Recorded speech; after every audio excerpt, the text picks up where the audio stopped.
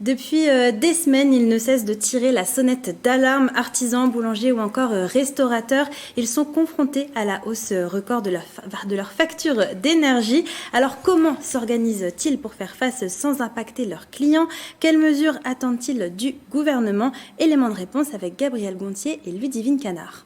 Des croissants à 1 euro, des pains au chocolat à 1,35 €, mais pour encore combien de temps? Dans cette boulangerie de Montigny-le-Bretonneux, les factures mensuelles ont été multipliées par plus de 3,5, passant de 2 000 € à 7 500 €. Le compteur de cette gérante dépassant une certaine puissance, elle n'est pas éligible au bouclier tarifaire, elle doit donc faire face. Pour l'instant, on n'est pas éligible puisqu'on a des contrats qui sont au-dessus du principe. Donc c'est en train de bouger, ça va se mettre en place. Et là, on attend un petit peu de voir qu'est-ce qui va se passer réellement. Ceux qui consomment le plus, les 3 fours de cette boulangerie, or impossible pour cette artisane de s'en passer. Même constat à quelques pas chez ce restaurateur qui emploie 14 salariés. Donc on a eu x3 déjà sur le gaz depuis le début de la guerre en Ukraine et en Russie.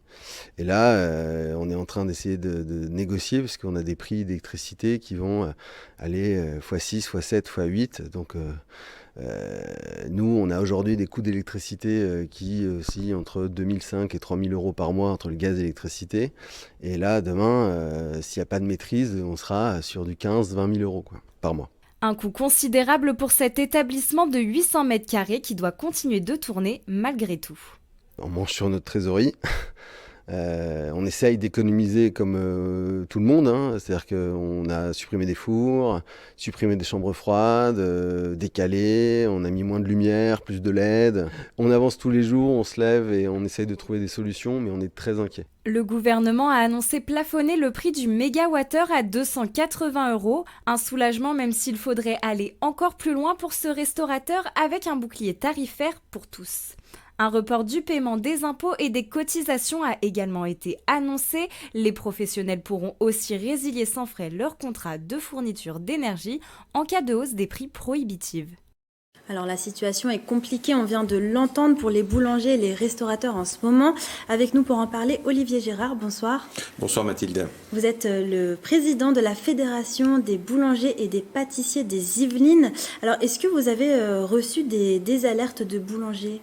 Oui, énormément. Alors la situation est complexe parce que en écoutant ce reportage, je veux dire tout est dit et rien n'est posé. Beaucoup d'aides sont... Alors évidemment, je souhaite une très bonne année, hein, évidemment, à tous nos artisans boulangers pâtissiers et tous nos Yvelinois qui nous écoutent. La problématique est énorme. Aujourd'hui, on nous propose des aides, mais comme toutes celles-ci, il y a toujours des petits astérix. Là, on nous parle d'une baisse de 380 à 280. Ça s'adresse seulement à ceux qui sont à moins de 10 en effectif. Donc évidemment, ça représente 70% des boulangers pâtissiers concernés. Après, ceux qui sont au-dessus, qui sont à plus de 10, évidemment, ça va être très compliqué parce que là, on s'envole sur du 280, on va jusqu'à 500, jusqu'à 1000. Il y a un premier bouclier qui a été proposé justement qui peut pour permettre de retirer 20% sur l'augmentation. Et évidemment, il ne prend pas en charge nos collègues qui travaillent encore au bois ou au fioul. Voilà, donc eux ne peuvent pas en bénéficier. Et sur le deuxième, donc le guichet automatique qui met en 20% dessus, donc ça fait pas 40, mais ça fait 20% des 20, donc on est sur du 36%. Et bien là, c'est pareil, il faut avoir 3% supérieur à sa consommation énergétique sur son bilan par rapport à l'année dernière, en sachant que le N-1 ne correspond pas du tout à la réalité, parce que l'année dernière, nous étions encore en plein Covid.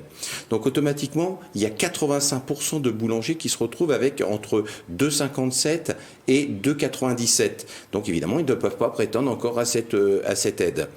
Donc, alors, juste, oui, excusez-moi, Mathilde. Début janvier, on avait reçu le Philippe Dufresnoy, le directeur départemental des finances publiques, et il nous avait parlé des boulangeries. Sur les 290 boulangeries, 390 boulangeries, seulement 5 avaient demandé des aides. Alors comment est-ce que vous expliquez cela? Alors c'est tout simple, hein, c'est toujours la même chose. On nous parle de numérisation sans arrêt, numériser les documents, etc. Donc nos boulangers passent de plus en plus de temps derrière leur ordinateur au lieu d'avoir la tête dans le guidon dans leur fourni.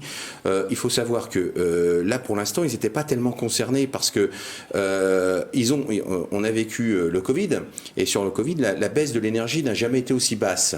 On s'est retrouvé donc à entre 5 et 10 euros du kilo. Donc évidemment, je veux dire, à ce moment-là, beaucoup de contrats ont été faits. Et ces contrats se terminaient donc fin décembre 2022 ou sur 2023. Parce qu'actuellement, il y a encore des boulangers qui ne sont pas concernés par cette hausse vis-à-vis du fait que, je veux dire, il n'y a pas eu cette augmentation vu qu'ils rentrent toujours dans leur contrat. Mais là, quand ils s'alarment, il est trop tard. Nous, fin 2021, on commence à recevoir de la part de notre Confédération nationale de la boulangerie-pâtisserie en nous disant attention, en fin 2022, ça va être le chaos. Et en effet, on rentre dans un chaos. Alors 2022, là on nous parle de boulangeries qui ferment. Alors évidemment, il y a des boulangeries qui ferment parce que la crise énergétique, c'est la guillotine. Hein. Et on avait des boulangeries-pâtisseries qui avaient cette problématique sur fin 2019, 2020 et 2021, qui, je veux dire, auraient dû se retrouver en RJ. Un redressement judiciaire, excusez-moi. Donc un redressement judiciaire, c'est de l'argent parce qu'il y a un mandataire, etc. Ça coûte de l'argent. Donc quand il y a eu le quoi qu'il en coûte et le PGE, ils se sont dit, mais elles se sont dit de ces boulangeries, je vais me redresser. Voilà, je vais m'aider de cette PGE. Le problème, c'était de propager le mal un peu plus loin, qui s'est terminé sur 2022. Donc dedans, on a des boulangeries, évidemment, parce qu'en plus il y a eu cette hausse des énergies, cette hausse des matières d'œuvre, des matières premières. Donc voilà, farine, évidemment, farine, beurre. Je veux pas vous l'avez déjà évoqué plusieurs fois dans cette émission. Donc ça, plus là la crise énergétique. Alors là, ça y est, c'est même plus l'épée de Damoclès. Comme je vous ai dit, c'est la guillotine. C'est une situation difficile qui est devenue chaotique, on l'a compris. Oui. Qu'est-ce qu'il faudrait de plus, justement, pour vous accompagner nous, ce qu'on demande, essayer d'endiguer. Parce que, voilà, il y a deux choses qu'il faut comprendre là-dessus. C'est qu'une boulangerie-pâtisserie, voilà, et je l'espère en Yvelines, je veux dire, on en a beaucoup qui sont sur du tout maison. Ça représente 35 à 50% de masse salariale. Vous imaginez, vous prenez une baguette, vous la coupez en deux, voilà, ça c'est déjà pour ma masse salariale. Donc c'est pour vous dire qu'une entreprise fonctionne grâce à ses collaborateurs. Ces collaborateurs qui, eux, commencent, excusez-moi du terme, mais vraiment à flipper. Parce que si on s'annonce sur février, mars et avril sur une hausse significative et qui ne va pas être endiguée, comme vous le dites, je veux dire, il va y avoir du chômage, ces gens-là ont des prêts et ont une famille, etc. Donc on risque, là on rentre complètement dans une crise sociétale. Donc pour revenir sur le fait, ce qu'on demande, donc même si notre président, je veux dire, œuvre tous les jours, parce que souvent il est molesté, je veux dire, sur les réseaux, etc., je peux vous affirmer que lui bouge énormément avec, je veux dire, avec le gouvernement et notre président de la République. Le seul problème, c'est que, évidemment, ils sont tenus également par la Cour européenne, parce qu'on ne peut pas aider, parce que vous voyez, on rentre dans une compliqué de mettre de nouvelles mesures en place pour vous aider. Oui, c'est très bien, comme l'expliquait Monsieur Morton, sur le fait que de défendre les particuliers, on met le tarif bleu plus 15%. La plupart sont des boulangers-pâtissiers sont à 85% en tarif jaune, donc c'est pour ça qu'on est sur cette complication. Tarif jaune, tarif bleu, est-ce que vous pouvez expliquer ? Évidemment, par exemple, un tarif bleu, c'est en dessous de 36. D'accord. Un four, c'est déjà entre 36 et 45. Donc, on est obligé de demander un compteur spécial qui coûte encore plus d'argent. Et donc, le fait, c'est que ce compteur, nous, on demande tout simplement, et j'espère qu'on sera suivi, c'est que le tarif jaune soit comme le tarif bleu, donc plus 15%, même 20%. Mais on sortira d'une situation qui risque, comme vous dites, mais qui va se contaminer. Et je veux dire, on a 30 000 boulangers artisanaux en France, et qui crée derrière aussi une concurrence déloyale.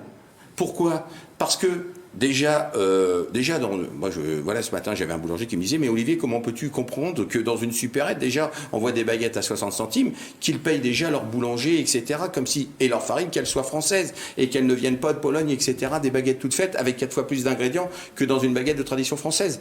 Mais là, pour revenir sur le fait de cette concurrence déloyale, elle est toute simple. Je veux dire, les terminaux de cuisson, les 3+1, certaines supérettes sont sur le tarif bleu, vont avoir que 15%. Voilà. Donc, automatiquement, nous, on ne pourra pas. Et on s'est toujours dit, nous, artisans boulangers pâtissiers, quand vous êtes très jeunes, mais quand il y avait le franc, c'était la baguette, le journal, le café et le timbre à 1 franc. Mmh. Ça s'est fait pareil quand on est passé à l'euro. Maintenant, lequel des 4 est resté à 1 euro ?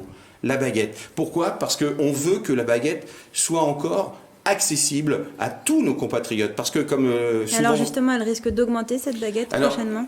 Moi, ce que je pense que il va falloir que tous les acteurs jouent le jeu, parce que même aussi nos fournisseurs, parce que là, les prix du blé ont baissé. Alors, je sais, le problème, c'est que nos meuniers rencontrent aussi des difficultés du fait qu'avec leur flotte de transport, ils vont être obligés de passer à tout l'électrique. Les camions électriques, quand ils arrivent, toutes les semaines, ils sont obligés d'être réparés, parce qu'en ce moment, il n'y a pas de fiabilité sur les moteurs électriques pour les gros camions, pour les camions qui livrent intramuros de l'Île-de-France. Donc Paris, et qui va s'étendre.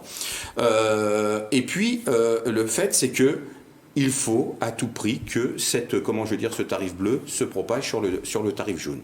Eh bien, merci beaucoup Olivier Gérard d'être Merci venu beaucoup, Mathilde. en parler en plateau avec nous. Je le rappelle. Ah oui, j'ai pas fini. Vous m'avez dit sur la baguette. Oui, alors la baguette. Elle va augmenter. Oui. Oui, alors cette baguette, ce que je souhaiterais, c'est qu'elle reste à 1 euro. Il est beaucoup plus facile, par exemple sur les pains spéciaux, de mettre un peu plus d'euros parce que les gens peuvent le comprendre. Les pains spéciaux, on est environ sur 8 à 20 euros. Hein, je veux dire, c'est un constat. Donc là, c'est plus facile de mettre, par exemple, 50 centimes sur les pains spéciaux que de remettre 10 centimes sur la baguette blanche. Parce qu'il y a un truc qui est tout simple qu'il ne faut pas oublier. Là, monsieur Morton le rappelait très bien. On a une population qui est dans le besoin.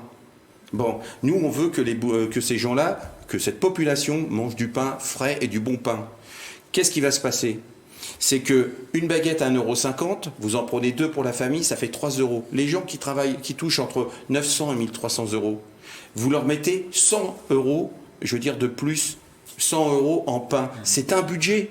Ça, faut pas l'oublier. C'est pour ça que c'est un problème sociétal. C'est que là, aujourd'hui, on a les savoir-faire artisanaux qui sont reconnus par l'UNESCO. Et demain, qui est-ce qui va faire cette baguette vu qu'il n'y aura plus de boulanger artisan? Donc la baguette ne devrait pas trop non, mais c'est augmenter, pas moi. Non, attendez. mais les autres baguettes... Non, mais j'aimerais que mes confrères, et j'aimerais aussi que nos fournisseurs agissent là-dessus. Mais là, je parle en tant que président, j'aimerais que cette baguette, vous savez, comme certains prix, voilà, on ne touche pas trop au croissant, au pain au chocolat, on ne touche pas trop, à certains sandwichs, etc. Mais malheureusement, ils vont être obligés à un moment ou à un autre, parce que c'est pas logique. Là, on vous dit c'est x4. Vous imaginez, vous arrivez au magasin, je vous dis, tiens, Mathilde, la baguette, 4 euros. Vous allez me dire, mais attendez, bah oui, je fais comme eux, hein. x4. Merci Mathilde, merci beaucoup. Merci.